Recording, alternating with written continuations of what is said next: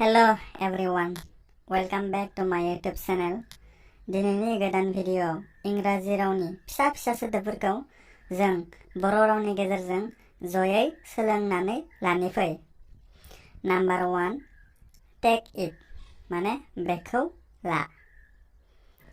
Number 2, leave it माने बेखौ हगार। Number 3, sell it माने बेखौ फान। Number 4, catch it माने बेखौ हम। Number 5, bring it माने बेखौ लाबो। Number 6, study it माने बेखौ फराय। Number 7, fill it बेखौ आबुं खालाम। Number 8, drive it बेखौ सालाय। Number 9, accept it बेखौ नाजाव। Number 10, boil it बेखौ रु।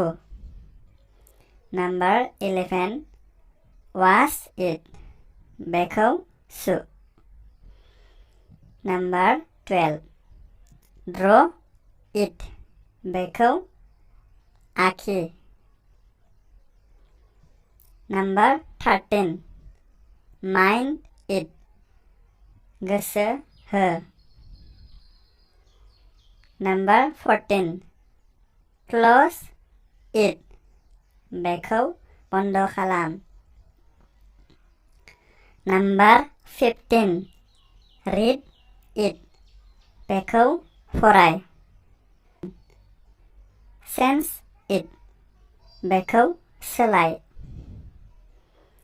Number 17, finish it बेखौ फोजोब।